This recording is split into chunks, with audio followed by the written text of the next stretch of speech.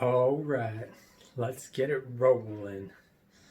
Yesterday, I was breaking down, it was a high level overview of leadership principles, right? Of qualities that we all need as leaders that we need to embody. I said I would break each one down in a little bit more detail. So here we go. Principle 1, courage. It takes a commitment to be courageous, right? You got to commit to it. It doesn't happen overnight. Some are born more courageous than others.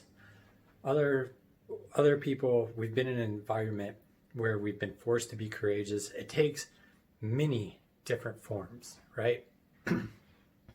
As a leader, part of being excellent is being courageous. Now, what does being courageous mean?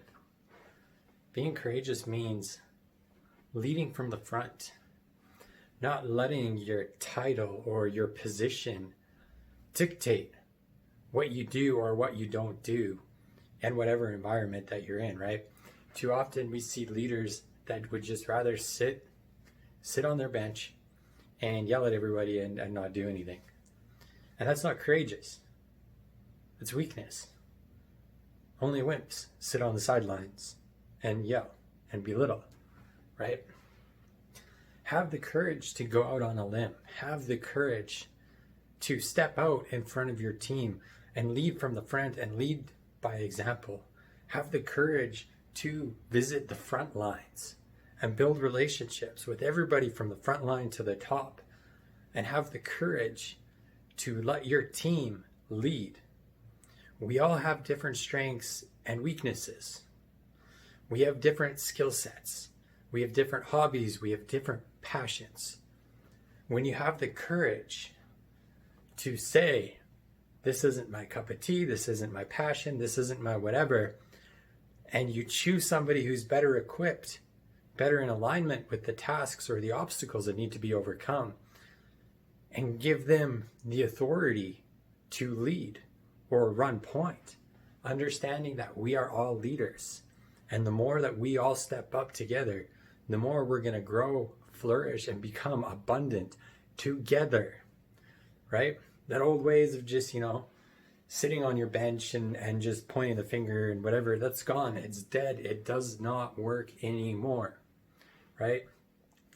It takes a lot of courage to sideline your role, your position, your whatever you want to call it, your title, to let your subordinates, to let the people around you step up and lead where they're passionate, lead where they're the most skillful, run point on the things that matter to them.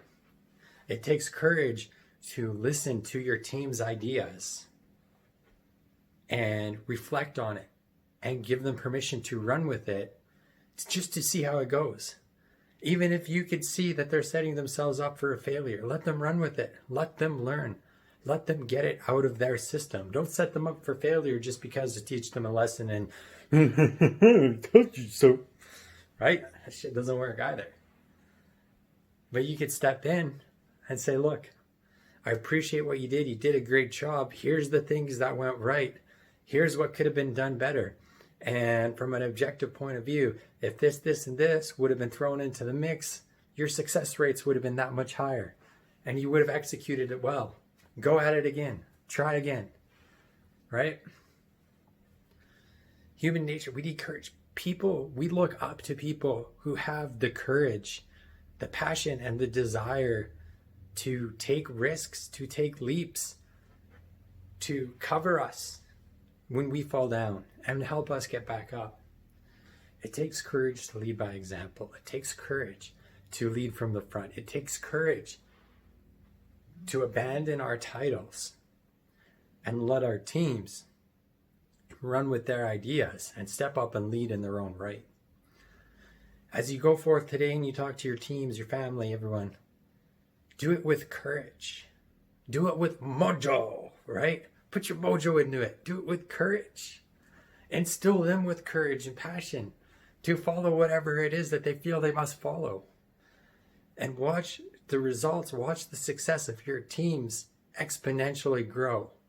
Thanks for tuning in, Elite Clarity Nation. We are going to chat soon. Hit me up if you need anything. Cheers.